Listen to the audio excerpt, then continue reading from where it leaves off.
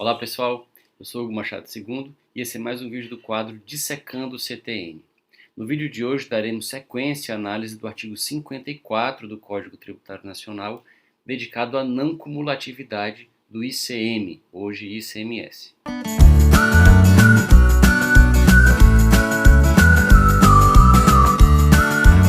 Lembrando, que já foi destacado em vídeos anteriores, que o Código Tributário Nacional, no que tange ao disciplinamento do ICM, foi revogado pelo Decreto-Lei 406, que depois foi revogado e hoje se acha disciplinada a matéria na Lei Complementar 87 de 96, a Lei Candir. Trataremos, portanto, da não cumulatividade do ICM, hoje ICMS, da forma como é regrada hoje pela Lei Candir. E o que foi dito no vídeo anterior já sobre a não cumulatividade, será complementado no vídeo de hoje com uma alusão à sistemática de creditamento. É importante para que nós compreendamos a não cumulatividade, saber que existem duas modalidades ou formas diferentes de implementar a não cumulatividade.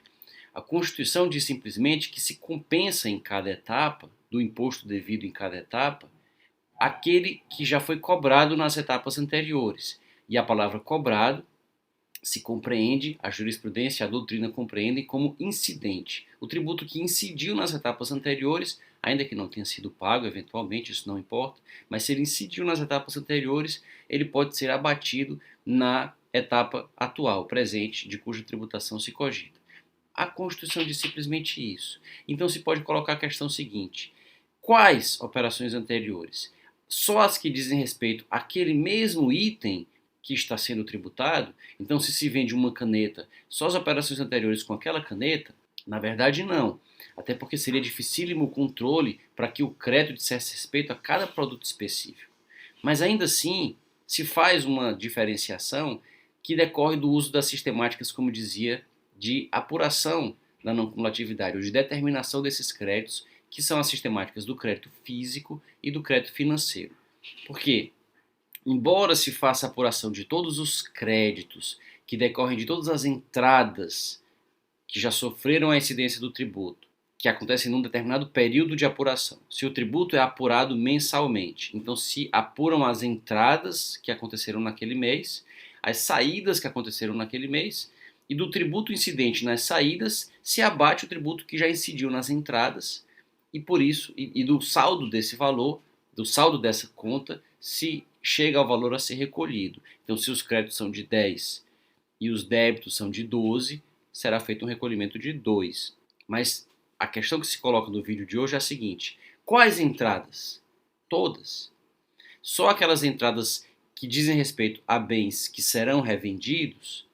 E se trata de uma indústria, quais bens que entram podem ser usados como crédito? O imposto previamente incidente pode ser usado como crédito. Então aqui que entram em cena as duas sistemáticas que mencionei, do crédito físico e do crédito financeiro. Teoricamente, um tributo plurifásico não cumulativo pode ser não cumulativo pela sistemática do crédito físico, que significa o seguinte: geram crédito as entradas alusivas a itens que foram tributados em operações anteriores, mas que fisicamente serão incorporados naqueles que darão aso às saídas. Então, se uma fábrica de sapatos compra couro, compra cordão para fazer os cadarços, compra borracha ou madeira para fazer os solados, compra tinta para pintar os sapatos, verniz para envernizar os solados, esses materiais serão incorporados fisicamente ao sapato que será vendido e nessa condição eles geram direito de crédito. Se o imposto incidente nas saídas vai ser abatido do tributo que incidiu nas entradas, o tributo que incidiu nas entradas em relação a esses itens: a madeira, a borracha, ao couro, a tinta. E também a embalagem que se usa, porque a embalagem vai sair junto com o sapato, então a caixa, o papelão que vai dentro do sapato para que ele não se deforme, a própria caixa do sapato, isso tudo gerará crédito se tiver havido a incidência nas operações anteriores à entrada daqueles itens na fábrica. Essa é a sistemática do crédito físico. Se trata de uma varejista, de uma loja varejista, ela compra sapatos para revender, o crédito dos sapatos que ela compra será abatido do débito dos sapatos, das bolsas, dos cintos que ela vender, porque são aqueles itens que fisicamente serão vendidos, que darão origem às saídas. Porém, Digamos que a fábrica de sapatos compra uma máquina de costuras para costurar certas partes do couro do sapato. Digamos que a fábrica de sapatos compra uma pistola para pintar os sapatos com a tinta. Esses itens, a máquina de costura, a pistola de tinta, não serão vendidos pela fábrica. Eles permanecerão no ativo da fábrica, no ativo permanente da fábrica. Então, se adotada a sistemática do crédito físico, como eles não se incorporam fisicamente ao produto que deu origem às saídas, que saiu do estabelecimento e será tributado, eles não gerarão crédito. Então, bens de uso e consumo, bens destinados ao ativo permanente, na sistemática do crédito físico, eles não geram crédito. Gera crédito apenas aquilo que fisicamente se incorpora ao produto que sairá e será tributado. Já pela sistemática do crédito financeiro, nós temos a consideração de que todos os itens que entram no estabelecimento, sujeito ao imposto, e que financeiramente se incorporam ao custo daquele produto, porque eles são custo para a fabricação do produto, ainda que não se incorporem fisicamente a ele, se incorporam financeiramente a ele. Então, uma forma de implementar de maneira mais ampla, de maneira mais efetiva a não cumulatividade, leva em conta a sistemática do crédito financeiro. Então, se a fábrica de sapatos compra uma máquina de costura ou uma pistola de pintura, esses itens, embora não sejam fisicamente incorporados ao sapato, porque eles permanecerão na fábrica, mas eles se incorporam financeiramente ao custo dos sapatos.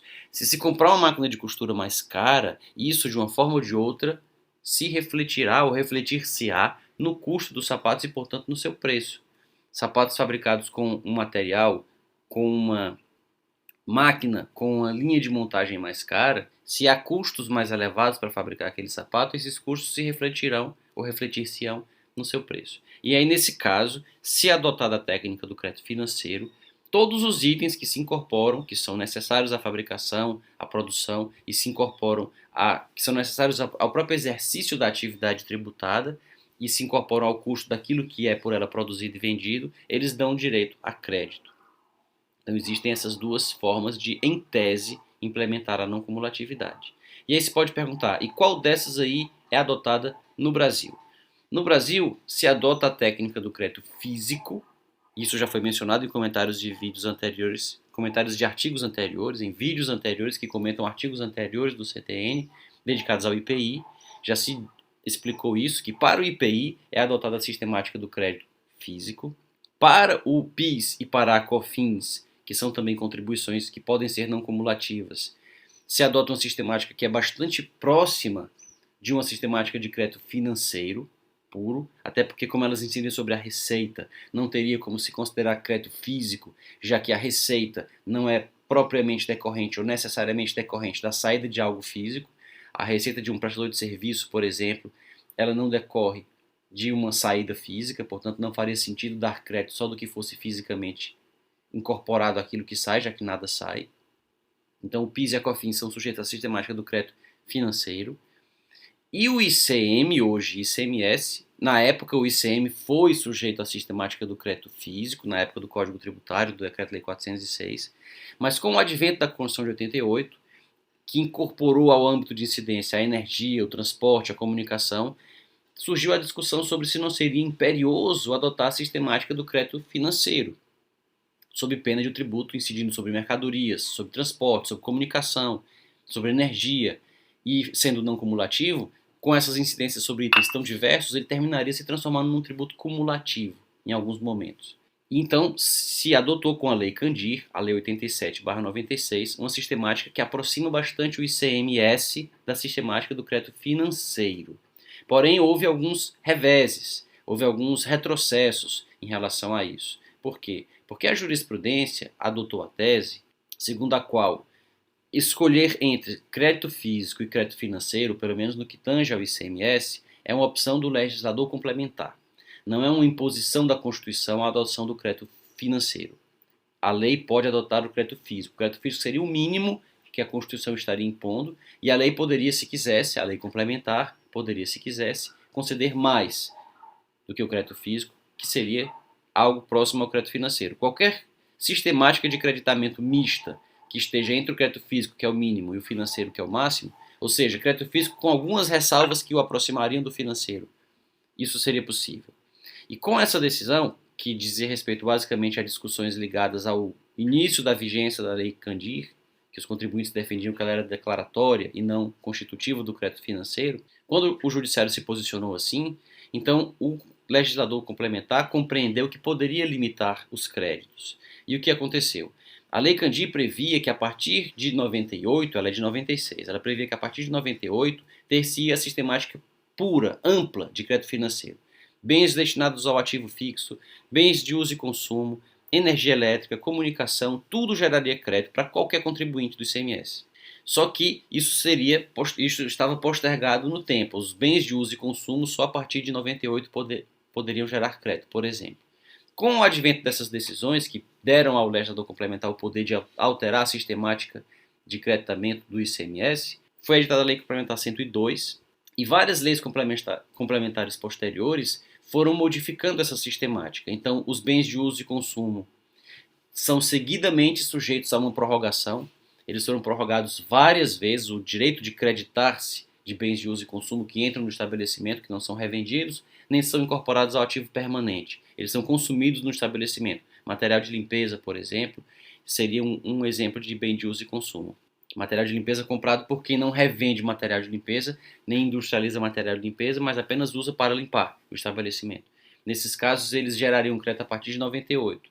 Essas disposições foram seguidamente prorrogadas, aparece aqui no vídeo, aparecem as leis complementares e os prazos que foram prorrogando, e até hoje ainda está objeto de prorrogação. Até hoje, os contribuintes do ICMS não podem apropriar os créditos de bens que entram no seu estabelecimento para uso e consumo.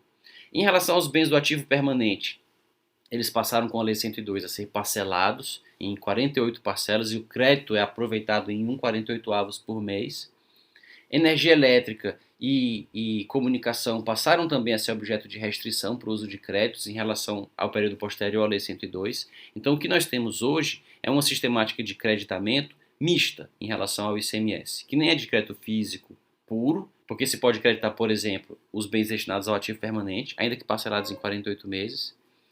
Se se tratar de uma indústria, ela pode creditar-se da energia elétrica, ela pode creditar-se... Se tratar de um exportador, ele pode creditar-se também desses itens. Então não é uma sistemática de crédito físico puro, mas também não temos a sistemática de crédito financeiro prometida no texto originário da Lei Candir. Há uma situação intermediária que foi, como disse, fruto do entendimento jurisprudencial. Se tiver gostado desse vídeo, não se esqueça de curti-lo, de se inscrever no canal para acompanhar os próximos e de deixar na caixa de comentários o que pensa a respeito dessa e de outras questões a respeito do creditamento de ICMS ou de outros aspectos ligados a esse tributo. Até os próximos vídeos.